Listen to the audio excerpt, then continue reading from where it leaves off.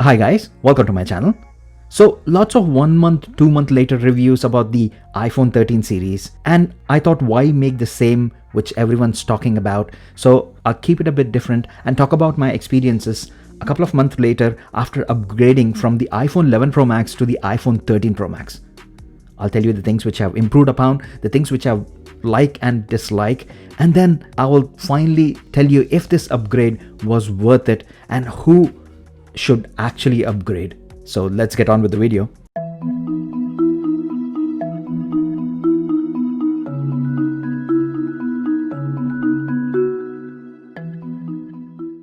First obvious thing which I noticed upgrading from the 11 Pro Max is the new square design with sharp corners. It's like a throwback to iPhone 5s times, which was the last phone to have that boxy square design. I really like this as it offers a better grip than smooth curves, especially on a Pro Max size phone which is heavy as well. Yes, the square corners do dig into your hands a bit, but it certainly offers a better grip. Again, whom are we kidding, guys? I don't think absolutely anyone uses the phone without a case, and my recommendation is to get a case with the MagSafe ring. See, Apple has added this cool MagSafe functionality to iPhones, making it possible to connect various cool accessories and battery packs. So why lose that functionality by adding a case which doesn't support it? So if you're going for a case, do get one with MagSafe. I've reviewed quite a few on my channel, guys. I'll link it down. If you wish, you can check it out. Next big difference which I've noticed obviously has to do with the screen and the notch. I know it's still a notch as it hosts the still undefeated champion of biometric authentication systems ever, the Face ID system, but it has gotten smaller and slightly taller. And it does feel out of proportion, especially if you have gotten used to the standard notch since iPhone 10 like me. But any change is welcome and refreshing as it's almost year 5 seeing the same notch. After a brief adjustment period, it does make it look a bit newer. And the next two important things which I've noticed about the screen is one, 120Hz ProMotion display.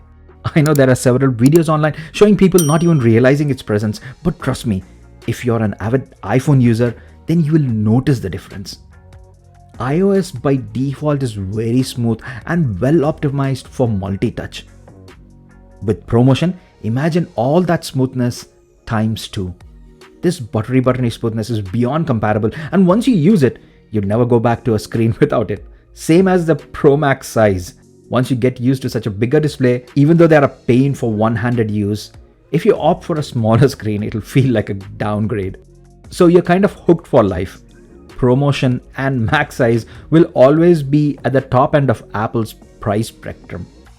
However, the iPhone has gotten so good that you really don't need to upgrade, like I have done despite having the amazing iPhone 11 Pro Max, but we're getting ahead of ourselves. I'll come back to that later in the video.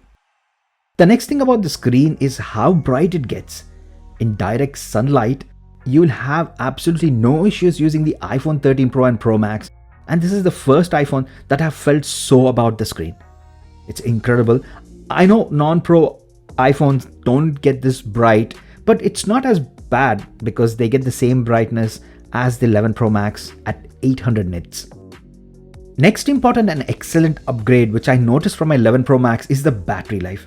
See, battery life on the 11 Pro Max was no slouch, and just by using some good charging habits, I managed to keep this about 90% even after 2 years.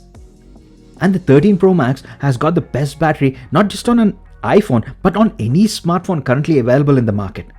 That alongside with Apple's optimization gives you amazing results. I get full 2 days of battery life even with moderate web browsing, watching movies, phone calls and shooting 4K videos. I really love this update which the iPhone 13 Pro Max gets, and that's probably one of the reasons which you should consider if you're deciding between Pro and Pro Max phones.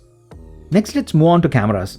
Okay guys, I'm not going to bore you with specs or how detailed and dark shadows on pictures taken with this phone are. See, phones in general, not just the iPhone, have gotten so much better when it comes to cameras, especially the high-end range. And unless you are that person who looks at edges, shadows and colors of the skies in the corner, I say cameras on the iPhone 13 Pro Max are excellent. And if you want to look at those tiny details in the photos, then there are several videos on YouTube that go into all this, so you can check that out. For me and most of us out there, the pictures do come out great, especially for the number one reason which we are going to use these photos for: view back on our phones or share them with family and friends on social media. Now, coming to improvements when compared to the 11 Pro Max, the 13 Pro Max does take better low light shots thanks again to the bigger sensor. Then there is a thing called photographic styles, where we have several presets which you can still fine tune, and once you save it, they are baked into the shot and they are not like filters which are applied after you take the pictures. I really like this because it kind of gives you that perfect situation which you want that snap to come in. Then macro photography is so much fun as well. See, you get to see a whole new perspective of the world using the macro photography, and I simply love it. Coming to video, which plays a more important role as I shoot all the videos on my channel using the iPhone, I found the quality slightly better on the new one, and the shots are more stable as well thanks to that sensor shift stabilization. Cinematic mode is great, but it's capped at 1080p, so besides having some fun with it on TikTok, I didn't use it much for anything else. Now, you get that ProRes feature which the top tech YouTubers are going gaga over on the internet. I do admit that it is insane for a phone to have that capability, but it's really not for 99% of us. Even making on YouTube videos regularly, I do not even want to touch that. Actually, even if you choose high efficiency format to record your videos, which uses the H.265 codec, the video is not compatible with YouTube, as YouTube do not access that and it can't process it. So you see, these advanced features are not for most of us, and you should stick with standard settings. Now, there is the LiDAR scanner as well.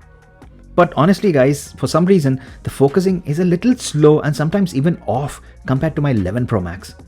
Not just once, it did happen a few times, making me wonder, shouldn't it be better on the new one? But again, software updates could resolve this if this actually is a universal issue. Next, let's talk about speed. Actually, after a certain point, I don't think there is any point to discuss this, because phones have gotten so fast that, any speed increase with the newer chips is kind of irrelevant. Still, if you want to see, we are talking about A15 Bionic with 6 gigs of RAM on the 13 Pro Max against A13 Bionic with 4 gigs of RAM. Day-to-day apps, I absolutely noticed no difference at all. Let's try graphic intensive games. Again, it's slightly faster on the newer one, but does that make a huge difference? Absolutely not.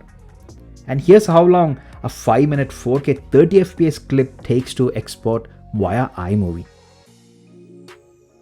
And with that RAM difference, do you see the apps in the background losing their status?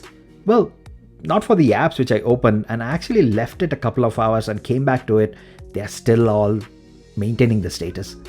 Actually, this is something which I even noticed, that sometimes you want an app to refresh in the background and it doesn't, and it holds the status because of that RAM and the processor.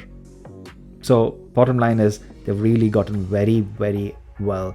And after a certain point, the speed bump, unless it's contributing something major, like supporting a bigger megapixel camera or more graphic intensive games, I don't think there is a point in really comparing these anymore. And then the other thing which I really appreciate is that base 128GB storage. So yes guys, the iPhone 11 Pro Max had base 64GB storage, which is really not acceptable on phones nowadays. So you see that phones have gotten so good that it is pointless to upgrade every 2 to 3 years. The iPhone 11 Pro Max, according to my estimation, should probably hold well for the next 2 to 3 years. Stick around with me and I'll tell you how well it's doing next year as well. And now, if you have the 11 series and if you're really looking for reasons to upgrade, then the 120Hz ProMotion display, newer design with smaller notch, and MagSafe are the key ones, along with the bigger battery. If you think that these features would make a substantial difference to your usage and your experience, then you can decide an upgrade. For guys having last year's iPhone 12 series, if money is not an issue, then go for it. I can't really think of any other justifiable reasons. Maybe ProMotion display. Now, older iPhone XS and iPhone X, See guys, cameras wise, the iPhone 11 series did make a huge leap, and if you feel that that is important reason enough, then sure, go ahead and upgrade to the iPhone 13 series. And coming to me, yes, I had to do it for YouTube really, because I use the iPhone to shoot all my videos. So everything which you're seeing on this channel is mostly shot with the iPhone. It was first the iPhone 11 Pro Max and now it's the iPhone 13 Pro Max. So that was one of the biggest reasons for me to upgrade. So that's it guys. What are your thoughts about this video? Please do let me know it in the comments section down below. And whilst you're there, please hit the like button if you like this video. The subscribe button is just a few pixels away. If you have not already subscribed to my channel, please do that. Join Team RaavMedia and help me so I can keep making these videos for you. And as always, thanks a lot for staying with me until the end. I will see you in my next video. Bye for now.